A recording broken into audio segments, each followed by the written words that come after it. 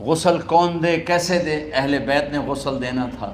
آپ کے کپڑے اتار کے غسل دیا جائے یا جو آپ نے کپڑے پہنے ہیں اسی میں غسل دیا جائے؟ تو پریشان ہے، کیا کیا جائے؟ سب پہ اونگ طاری ہو گئی، ایک دم سب کو نیند آئی اور غیب سے آواز آئی کہ ہمارے نبی کو کپڑوں سمیت غسل دیا جائے، آپ کے بدن مبارک سے کپڑا نہیں اتارا، کوئی اتارے نہیں۔ تو اس آواز پر سارے بیدار ہوئے۔ تو حضرت عباس، فضل بن عباس، شقران آپ کے غلام، اور اسامہ بن زید اور علی بن ابی طالب آپ کو غسل دینے والے تھے۔ حضرت علی آپ پر پانی ڈال رہے تھے اور فضل بن عباس جسم کو مل رہے تھے، اور حضرت علی ساتھ ساتھ روتے ہوئے، یا رسول اللہ، آپ نے ہی ہمیں صبر کا حکم دیا، اگر آپ ہمیں صبر کا نہ کہتے تو آج ہم دنیا کو رو کے دکھاتے، اور آج ہم دنیا کو اپنا غم دکھاتے کہ کس طرح غم کیا جاتا ہے۔ اور یا رسول اللہ، آپ کے جانے پر وہ نقصان ہے جو قیامت تک نہ پہلے ہوا نہ بعد میں ہوگا، کہ آپ کے بعد نبوت کا دروازہ بند ہو گیا۔ اس طرح پانی بھی ڈال رہے تھے اور روتے بھی جا رہے تھے، اور فضل بن عباس وہ آپ کے پہلو بدل کر ہاتھ مل رہے تھے، ہاتھوں سے مل رہے تھے۔ قبر کے کھودنے کا وقت آیا تو وہ لحد ہوتی ہے، کھڈا کھود کے پھر سائیڈ میں کھڈا کھودا جاتا ہے، اور ایک ہوتا اسٹریٹ جیسے ہمارے ہاں ڈال کے اوپر وہ سلیب ڈال دیتے ہیں۔ تو کیسے بنائی جائے؟ تو ابو طلحہ رضی اللہ تعالیٰ عنہ قبر بناتے تھے وہ والی لحد والی، تو فرمایا جو پہلے آ جائے گا نا وہی قبر تیار کر۔ تو ابو طلحہ پہلے آ گئے، تو لحد والی قبر تیار کی گئی، اور آپ کے کفن دینے کے بعد وہی وہ سب چلے گئے۔ اس کے بعد باری باری اہل بیت، ان کی خواتین، ان کے بچے، پھر مہاجرین، ان کے خواتین، ان کے بچے، ان کے نوکر، پھر انصار، ان کی خواتین، ان کے بچے، ان کے نوکر۔ تو پیر اور منگل یہ 2 دن سارے گزر گئے، اور منگل کو عشاء کے بعد جا کر یعنی بدھ کی رات آپ کی تدفین کا وقت آیا۔ تو جب آپ کو قبر میں اتار دیا گیا تو مغیرہ بن شعبہ رضی اللہ عنہ کھڑے تھے، انہوں نے اپنی انگوٹھی اتار کے اندر پھینک دی لحد۔ تو پھر کہنے لگے، علی کہ میری انگوٹھی نیچے گر گئی ہے، اٹھا لو۔ ایک بہانہ کیا نبی کو بوسہ لینے کا، انگوٹھی پھینک کر فرمانے لگے، علی وہ میری انگوٹھی گر گئی ہے، اٹھا لوں۔ سب دیکھ رہے تھے کہ پڑی ہوئی کہاں، اٹھا لو۔ تو انگوٹھی کیا اٹھانی تھی، نیچے جا کر اللہ کے نبی کو لپٹ گئی اور دھاڑ دھاڑ رونا شروع کیا۔ سب صحابہ کی چیخیں نکال دی۔ انگوٹھی تو ایک بہانہ ہی تھا، آخری شخص جس کا جسم نبی کے جسم سے ٹچ ہوا وہ مغیرہ بن شعبہ ہے۔ تو پھر سب نے شور مچایا کہ باہر نکالو، باہر نکالو، باہر نکلو، باہر نکلے۔ تو اینٹیں لگائی گئیں، پھر مٹی ڈالی گئی۔ تو جب واپسی ہوئی تو حضرت انس گزرے تو حضرت فاطمہ کھڑی تھیں، طابت نفوسکم ان حسیتم علی رسول اللہ التراب۔ انس، کس جگر کے ساتھ تم نے نبی کو مٹی میں چھپا دیا، کس جگر کے ساتھ تم نے نبی کو مٹی میں چھپا دیا؟ اللہ سے ملا دے۔ قبر دیکھنے کو خوفناک ہے، اگر اللہ راضی ہے، جب کبھی قبر سے ڈر لگتا ہے، بہت ہی لگتا ہے، تو خیال آتا ہے اگر اللہ راضی ہے پھر تو مسئلہ ہی کوئی نہیں ہے، چونکہ اللہ نے اپنے محبوب کو بھی قبر میں اتارا۔ یہ نہیں کہا کہ ایک خوبصورت بیڈ روم بنا کے اس میں لٹا دو، کہا قبر میں اتارو۔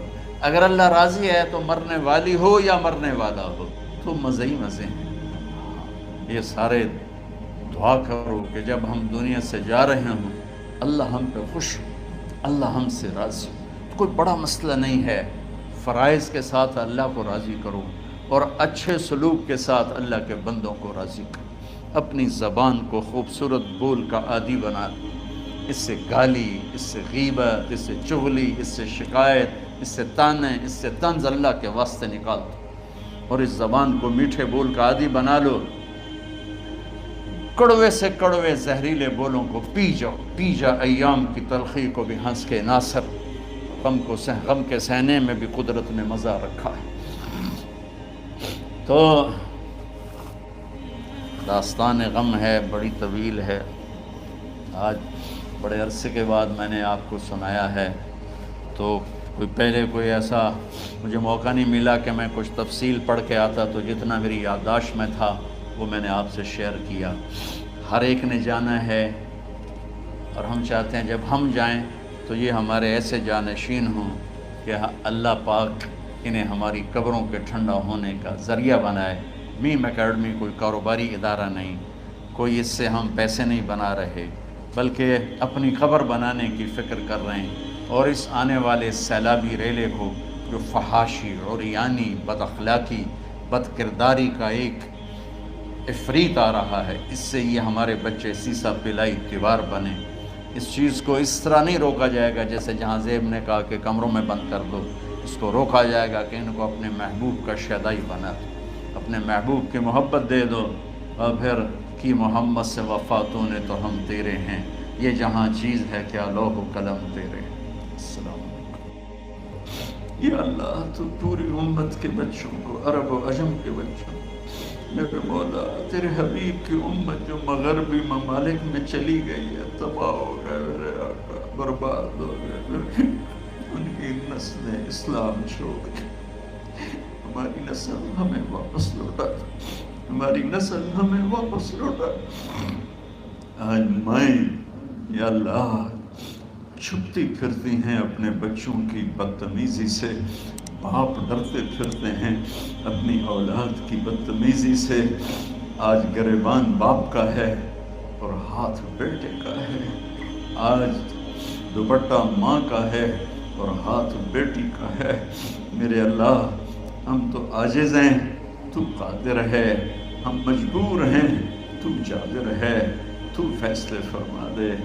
آج فیصلہ کر ہی دے یا اللہ، اپنے حبیب کی امت کی ہدایت کا سورج طلوع فرما دے، اور ہمارے اس حقیر سی کوشش کو قبول فرما لے، اسے بڑھا دے، اسے پورے ملک نہیں پوری دنیا میں پھیلا دے، اور جو اس کوشش میں ہمارے ساتھ شریک ہیں انہیں، ان بچوں کو، ان کے والدین کو، کہ عزیزوں کو دنیا اور آخرت کی ہر خیر نصیب فرما، ہر شر سے بچا۔ جو ہمارے ساتھ یا اللہ اس ادارے کو چلانے میں شریک ہیں، خواتین ہیں، مرد ہیں، عورتیں ہیں، بڑے ہیں، چھوٹے ہیں، ان سب کی دنیا بھی بنا دے، آخرت بھی بنا دے۔ ان سارے آنے والے حاضرین حاضرات کو یا اللہ اپنی رضا دے دے، اپنی محبت دے دے، اپنے حبیب کی رضا اور محبت دے دے۔ یا اللہ ہمارے بیماروں کو صحت دے دے، یا اللہ ہمارے تنگ دستوں کی تنگی دور فرما دے، جو ایمان پہ چلے گئے ان کی قبریں روشن فرما دے۔ جب ہمارے جانے کا وقت آئے تو ہم سے راضی، ہمیں دھتکار نہ دے، ہمیں ٹھکرا نہ دے، اپنی رحمت کی چادر میں چھپا دے، ہمیں دیکھ کے مسکرانا جیسے تو طلحہ کے لیے مسکرایا تھا۔ ان سب کو جزائے خیر نصیب فرما۔ جتنے یہاں موجود ہیں، سپیکر والے، پیرے والے، چوکیدار، یہ اس مارکی والے، سب کو یا اللہ دنیا اور آخرت کی ہر خیر عطا فرما اور ہر شر سے محفوظ فرما۔ وصلی اللہ تعالی نبی کریم۔